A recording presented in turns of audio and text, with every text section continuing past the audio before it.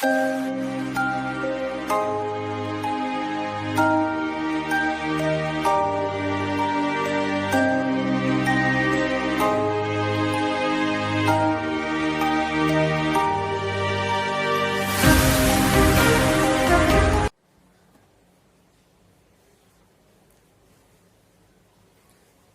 है आप सभी का आज की कक्षा में।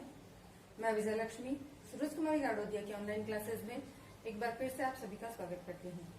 अब तक हम कक्षा 9वीं में भूगोल के विषय के अंतर्गत अपवाह के बारे में पढ़ रहे थे। अपवाह शब्द से, जैसा कि आपको पहले मैंने बताया था, कि अपवाह एक क्षेत्र विशेष के नदी तंत्र की व्याख्या करता है। तो हमने देखा कि भारत के अंदर अपवाह को हमने दो भागों में बांटा था, एक हिमालयी अपवाह तंत्र और एक प्रायद्वीपीय अपवाह तंत्र। तो हिमालय से निकलने वाली नदियों के बारे में हमने पिछली कक्षा में सिंधु, गंगा और ब्रह्मपुत्र नदियों के अपवाह तंत्र के बारे में विस्तार से अध्ययन कर लिया था। आज हम प्रायद्वीपीय भारत के अपवाह के बारे में पढ़ेंगे। अब देखिए, प्रायद्वीपीय भारत, जब हमने भारत की स्थिति और विस्तार के बारे में पढ़ा था, उसके भौतिक प्रदेशों के बारे में पढ़ा था, तब आपने जाना कि भारत का ये जो नीचे का तिकोना हिस्सा है, इसको प्रायद्वीपीय पठार या प्रायद्वीपीय क्षेत्र कहते हैं। प्रायद्वीप ऐसा क्षेत्र जो तीन और जल से घिरा हो। हमने देखा कि भारत में इधर अरब सागर, हिंद महासागर और इधर बंगाल की खाड़ी है। अब प्रायद्वीपीय नदियों की हम बात करें तो नदियों के अंतर्गत उच्च भूमि जो होती है वह जल विभाजक का कार्य करती है। यह हमने पिछली कक्षा में जाना था। और जिस समय हमने भौतिक प्रदेश पढ़े थे उस समय हमने देखा कि प्रायद्वीपीय जो पठारी क्षेत्र है, इसका ढलान पश्चिम से पूर्व की ओर है। तो यानी कि जिस तरफ ढलान होगा नदियों का बहाव भी उसी ओर होगा। तो इस आधार पर हम प्रायद्वीपीय नदियों को दो भागों में बांटते हैं, एक पश्चिम की ओर बहने वाली नदियां और दूसरी पूर्व की ओर बहने वाली नदियां। पश्चिम की ओर बहने वाली नदियां निश्चित रूप से इधर अपना जल लाएंगे, तो इधर हमारे पास बंगाल की खाड़ी है, और पूर्व की ओर बहने वाली नदियों का जल इस तरफ आएगा, तो यहाँ हमारे पास इधर हमारे पास अरब सागर है और यहाँ बंगाल की खाड़ी है। तो अब अरब सागर की ओर बहने वाली नदियां पश्चिम की ओर बहने वाली नदियों के नाम से भी हम पढ़ सकते हैं, या अरब सागर में जल ले जाने वाली नदियों के नाम से भी पढ़ सकते हैं। अब देखिए, नदी तंत्र को जब हम पढ़ते हैं तब हमें यहाँ पर कुछ एक पर्वत श्रृंखलाएं हैं, उनका ज्ञान होना आवश्यक है। हमने पहले जाना था कि यहाँ पर हमारे पास विंध्याचल पर्वत श्रृंखला है, उसके ठीक नीचे हमारे पास सतपुड़ा की पर्वत श्रृंखला है, यहाँ पश्चिमी घाट पर हमारे पास नीलगिरी और इलायची की पहाड़ियों की पर्वत श्रृंखला है, और इधर का जो तट है ये थोड़ा कटा फटा ज्यादा है, यहाँ ऊंची पर्वत श्रृंखलाएं नहीं पाई जाती। इधर की जो पहाड़ियां हैं उनकी जो ऊंचाई है वो कम है, और इसका ढलान किधर है? पश्चिम से पूर्व की ओर। अब हम देखते हैं कि हमारे पश्चिमी घाट की ओर बहने वाली नदियां और पूर्वी घाट की ओर बहने वाली नदियां। तो देखिए, पश्चिम की ओर बहने वाली नदियों में नर्मदा, ताप्ती, माही, साबरमती आदि नदियां आती है, और पूर्व की ओर बहने वाली नदियों में महानदी, गोदावरी, कृष्णा और कावेरी जैसी नदियां आती हैं। अब जब ये नदियां अपना जल समुद्र में गिराती है तो वहां पर जो पश्चिम की नदियां हैं वे जबारनमुख का निर्माण करती हैं, और जो पूर्व की नदियां हैं वे डेल्टा का निर्माण करती है। अब यहाँ पर सबसे पहले हम ये देख लेते हैं कि जबारनमुख और डेल्टा ये दोनों क्या चीज है। पहले हम डेल्टा देखते हैं कि कोई नदी जब अपना जल सागर की ओर ले जाने लगती है तब वहां का जो किनारा होता है उस किनारे तक जाते जाते नदी के पानी का जो बहाव है वह धीमा हो जाता है और कई शाखाओं में बंटने लगता है। तो इस तरह से वो जल जो है एक अपने इलाके को, यूं कहें कि अपने आसपास के इलाके को इस तरह से घेर लेता है और दलदली इलाका बना देता है। और यह जो दलदली क्षेत्र होता है इसका लगभग आकार जो होता है वो तिकोना होता है, और यह डेल्टा कहलाता है, नदी का डेल्टा। यानी कि ऐसी उपजाऊ भूमि जो नदियों द्वारा लाई गई मिट्टी के कारण जमा हो जाता है दलदल, और कई शाखाओं में विभक्त होने के कारण वहां जल की बहुत अधिक प्रचुरता होती है, और यहाँ से यह जल जो है वो सागर में या जो भी अपना समुद्र का क्षेत्र होगा पास में वहां पर गिर जाएगा। तो ये तो हो गया डेल्टा, यानी कि एक नदी अपना जल जो है समुद्र में गिराने से पहले कई शाखाओं या वितरिकाओं में विभक्त कर देती है और उसके आसपास का जो दलदली इलाका हो जाता है वह नदी का डेल्टा कहलाता है। अब जबारनदमुख क्या होता है कि जबारनदमुख का मतलब हो गया कि ऐसा क्षेत्र जहां पर नदी बह रही है लेकिन उसे फैलाव के लिए ज्यादा स्थान नहीं मिल पाता है, तो वह नदी क्या करेगी, एक निश्चित अपने मतलब क्षेत्र में बहती जाएगी। अब निश्चित क्षेत्र में बहेगी तो उसका जो प्रवाह होगा वो तेज रहेगा। जल कम जगह में अधिक जल रहेगा तो क्या होगा, प्रवाह तेज रहेगा और इसको फैलने के लिए ज्यादा स्थान नहीं मिलेगा। और जैसे यह समुद्र में गिरेगी तब इसका जो जल होगा वो तेज प्रवाह के साथ गिरेगा तो क्या होगा। इसका एक उदाहरण देख सकते हैं अपन कि हम जैसे पानी भरते हैं तो हम एक पाइप से एक ही स्थान पर लगातार पानी गिराएंगे तो उस स्थान पर क्या होगा, इस तरह से वी की आकार में खड्डा डल जाएगा, यानी कि मिट्टी बीच में से हटती जाएगी और आसपास के क्षेत्र में इकट्ठी होती जाएगी।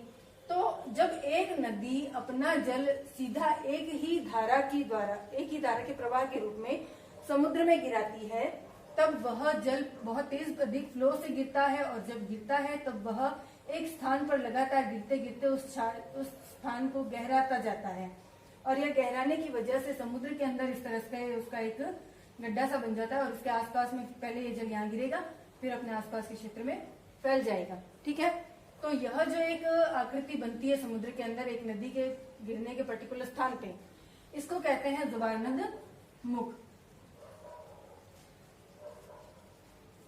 इसको एक्सचुरी भी कहते हैं।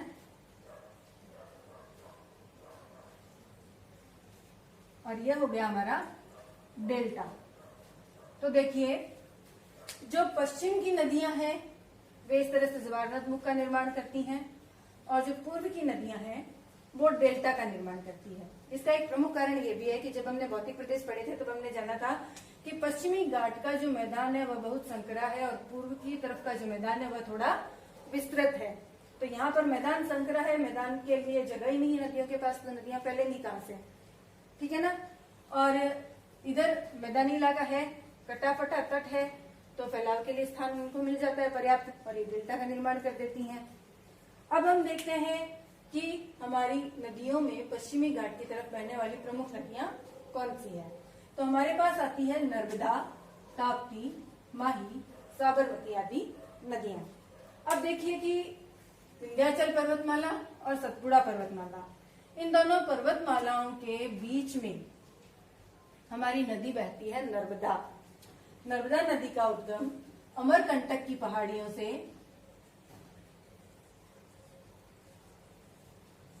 होता है। ठीक है, अमरकंटक की पहाड़ियां हमारी ये सतपुड़ा की पहाड़ियां हैं इस तरह से, तो यहाँ कहीं है अमरकंटक की पहाड़ियां और यहाँ से हमारी ये जो नर्मदा नदी है ये इस तरह से निकलती है और यहाँ से आगे चली जाती है। ठीक है ना। तो यह जो नर्मदा नदी है यह एक भ्रंश घाटी में बहने वाली नदी है। भ्रंश घाटी का मतलब हो गया कि इसके दोनों तरफ ऊंची पर्वत श्रृंखलाएं हैं और बीच का जो दरारा नुमा क्षेत्र है, गहरा घाटी नुमा जो क्षेत्र है, वहां पर हमारी नर्मदा नदी बहती है। तो इसको रिफ्ट वैली या भ्रंश घाटी में बहने वाली नदी भी कहते हैं। ठीक है, नर्मदा नदी की विशेषता क्या हो गई, यह भ्रंश घाटी में बहती है। निकलती कहां से, अमरकंटक की पहाड़ियों से। दूसरी इसकी विशेषता है कि यह पश्चिमी घाट की तरफ बहने वाली सबसे बड़ी नदी है। पश्चिमी घाट की तरफ बहने वाली अधिकांश नदियों की लंबाई कम है, कारण कि इसका ढलान इस तरफ है और इधर मैदानी क्षेत्र कम है, तो ज्यादातर छोटी छोटी नदियां यहाँ पर है। यहाँ से निकली इधर आई बहती खत्म, बहुत कम लंबाई की नदियां इधर है। लेकिन इनमें सबसे लंबी जो नदी है वह नर्मदा है, जो पश्चिमी घाट की सबसे लंबी नदी है। इसका अपवाह देखिए मध्य प्रदेश, महाराष्ट्र और गुजरात आदि है। ठीक है ना। भ्रंश घाटी में बहने के कारण अब देखिए ऐसी जो नदियां होती है जिनके दोनों तरफ ऊंची पर्वत श्रृंखलाएं हो और बीच में से नदी बह रही हो, तो इस प्रकार की नदी पर आप एक प्राकृतिक रूप से देखें तो बांध बनाना बहुत आसान हो जाता है ना। कैसे दोनों तरफ पहले से पहाड़ है, दोनों तरफ से यहाँ से बांध डाला जाएगा, बीच में से जल रोक के उसका कोई भी उपयोग हम कर सकते हैं। तो इस तरह से जो नर्मदा नदी है इस पर बहुत सारे बांध बन गए। लगभग 4 बांध तो बने हुए हैं इसके मध्य प्रदेश में। इंदिरा सागर बांध है, बरगी बांध है, ओमकारेश्वर है, माहेश्वर है, ठीक है ना। बरगी, इंदिरा सागर, ओमकारेश्वर, माहेश्वर। और फिर गुजरात में इसका बन गया सरदार सरोवर। तो इस प्रकार से इस नदी पर 1 बांध, 2 बांध, 3 बांध, 4 बांध और ये 5 बांध, बांधों का खूब निर्माण हो गया। बांध इतनी ज्यादा मात्रा में बने कि इस नदी का जो जल था वो सारा का सारा इन बांधों ने रोककर उपयोग करना शुरू कर दिया। नदी का जो अस्तित्व था वो संकट में आ गया। अब नदी का अस्तित्व जब संकट में आया तो एमपी सरकार ने एक योजना प्रारंभ की, नमामि देवी नर्मदे। ये इस वजह से शुरू की गई क्योंकि अब इसके ऊपर और अधिक अगर बांधों का निर्माण किया जाएगा तो यह जो नदी है इसके ऊपर संकट गहरा जाएगा। तो यह थी हमारी नर्मदा नदी जो अमरकंटक की पहाड़ियों से निकली, धनुष घाटी में बहती है जिसे रिफ्ट वैली भी कह सकते हैं, पश्चिमी घाट की तरफ बहने वाली सबसे बड़ी नदी है और इसके ऊपर लगभग 5 बांधों का निर्माण किया गया है और यह अपना जल अरब सागर में गिराती है। अब देखिए जबलपुर में, मध्य प्रदेश के अंदर है जबलपुर, वहां पर इस नदी पर ही धुआंधार जलप्रपात का निर्माण भी है।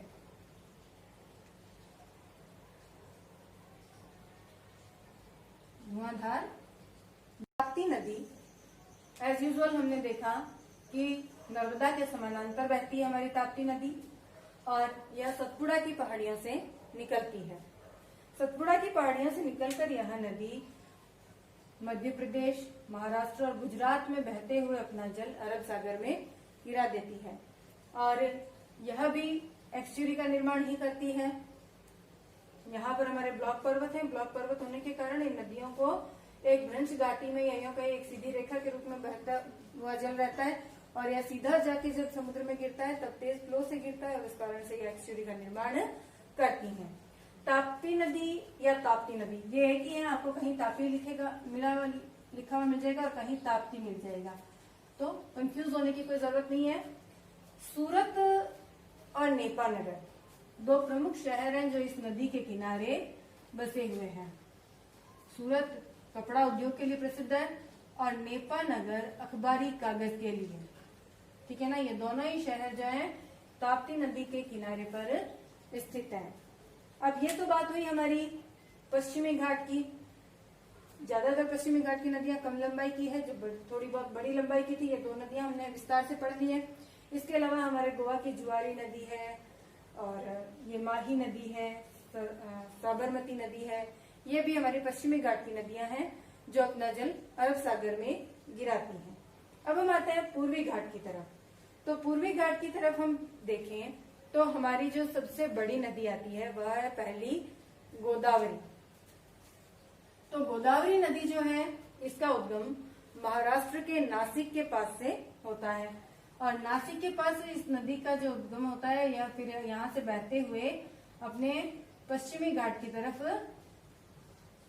पूर्वी घाट की तरफ जाती है। इस तरह से इसका उद्गम देखने को मिलता है। इसकी जो लेंथ है ये सबसे ज्यादा है, इसकी लंबाई लगभग 1500 किलोमीटर है। यह कहें कि हम प्रायद्वीपीय भारत की सबसे लंबी नदी इसे कह सकते हैं गोदावरी को। और गोदावरी नदी जो ये महाराष्ट्र से निकली, फिर एमपी, फिर उसके बाद में आगे तेलंगाना, आंध्र प्रदेश होते हुए अपना जल जो है बंगाल की खाड़ी में डालती है। अब इसकी सहायक नदियों की बात करें, देखिए इसकी लंबाई जब 1500 किलोमीटर है तब ये हमारे प्रायद्वीपीय भारत की लगभग पूरी लंबाई को कवर कर लेती है। तो अब इसकी सहायक नदियों की हम बात करते हैं। तो गोदावरी की सहायक नदियों में मुख्यतः पूर्णा, वर्धा, प्रणहिता, मांजरा, वेनगंगा और पेनगंगा आती है। इसकी सहायक नदियों को एक बार नोट कर लेते हैं। पूर्णा, वर्धा, मांजरा, प्रणहिता, वेनगंगा और पेनगंगा, ये हमारी गोदावरी नदी की सहायक नदियां है। इसकी गोदावरी प्रायद्वीपीय भारत की सबसे बड़ी नदी है। इसकी लंबाई 1500 किलोमीटर है और उद्गम इसका महाराष्ट्र के नासिक के पास से होता है। ठीक है ना। अब देखिए, इसी गोदावरी नदी को दक्षिण भारत की गंगा के नाम से भी जाना जाता है। ठीक है ना। ये मोस्ट बात है, ध्यान में रखेंगे। गोदावरी को दक्षिण की गंगा के नाम से जाना जाता है।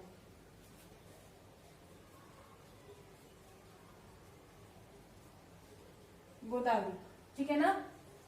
अब आती है हमारी इसमें महानदी। महानदी को हम थोड़ा बाद में देख रहे हैं क्योंकि इसकी लेंथ सबसे ज्यादा बड़ी थी, इसलिए हमने पहले गोदावरी को देख लिया है। अब देखिए, जो महानदी है यह छत्तीसगढ़ की उच्च भूमि से निकलती है। यहाँ पर हमारा छत्तीसगढ़ पड़ता है और यहाँ से यह नदी लगभग निकलेगी और यह यहाँ से निकलने के बाद इधर उड़ीसा होते हुए अपना जल इधर ले आती है। ठीक है ना। महानदी, इसकी लेंथ है 860 किलोमीटर और इसकी थी हमारी 1500 किलोमीटर। ठीक है ना। अब महानदी जो है, इसके अपवाह क्षेत्र के बारे में बात करें तो छत्तीसगढ़, झारखंड और उड़ीसा। ठीक है ना। अब महानदी की एक खासियत है कि इसके ऊपर भारत का सबसे लंबा बांध, हीराकुंड बांध, लंबा से मीन्स हो गया कि इसकी लेंथ जो है वो ज्यादा बड़ी है, ऊंचाई नहीं है, लंबाई ज्यादा है और यह है लगभग 4.8 किलोमीटर। तो हीराकुंड बांध जो कि भारत का सबसे लंबा बांध है, वह महानदी पर बना हुआ है, उड़ीसा में स्थित है। ठीक है ना। तो ये बात आप नोट कर लेना कि हीराकुंड बांध जो कि भारत का सबसे लंबा बांध है, महानदी के ऊपर उड़ीसा में स्थित है। इस बांध की लेंथ जो है वो 4.8 किलोमीटर है। ठीक है ना। महानदी की लंबाई 860 किलोमीटर है। ओके। ये छत्तीसगढ़ की उच्च भूमि से निकलती है। छत्तीसगढ़, झारखंड, उड़ीसा होते हुए इसका अपवाह क्षेत्र है। फिर आते हैं हम कृष्णा नदी की तरफ। तो कृष्णा नदी जो है इसका उद्गम स्थल महाराष्ट्र की महाबलेश्वर की पहाड़ियों से होता है और यह नदी इस तरह से अपना जल जो है आंध्र प्रदेश में आकर के बंगाल की खाड़ी में डालती है। तो महाराष्ट्र की महाबलेश्वर की पहाड़ियों से कृष्णा नदी का उद्गम होता है। बाद में यह कर्नाटक, तेलंगाना और फिर आंध्र प्रदेश होते हुए अपना जल जो है वो बंगाल की खाड़ी में डाल देती है। इसकी लंबाई है 1400 किलोमीटर। ठीक है ना। इसकी लेंथ 1400 किलोमीटर है। हमारी कृष्णा नदी जो है, इसकी कुछ सहायक नदियां भी हैं। इसकी सहायक नदियों में तुंगभद्रा, कोयना, घटप्रभा, मूसी, भीमा आदि नदियां हैं। तो कृष्णा की सहायक नदियों को एक बार हम यहाँ पर नोट कर लेते हैं। कोयना, मूसी, भीमा,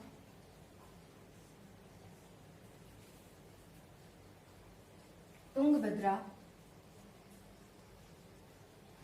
और घटप्रभा, ये हमारी कृष्णा नदी की सहायक नदियां है।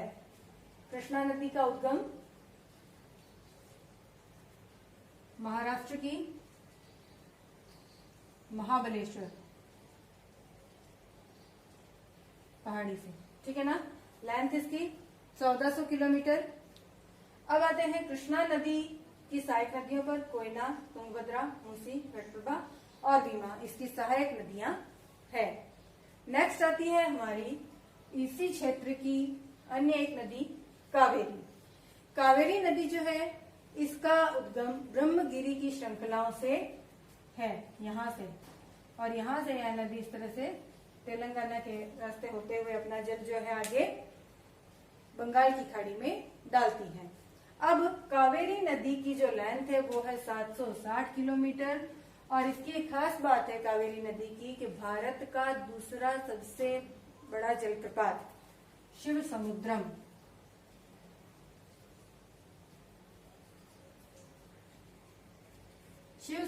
जलप्रपात जो है वो इसी नदी पर स्थित है। कहाँ पर है? कर्नाटका में, ठीक है ना।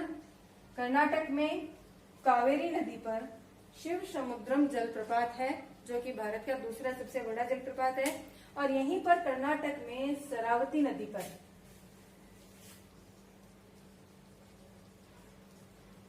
भारत का सबसे बड़ा जलप्रपात है जिसे हम महात्मा गांधी जलप्रपात के नाम से भी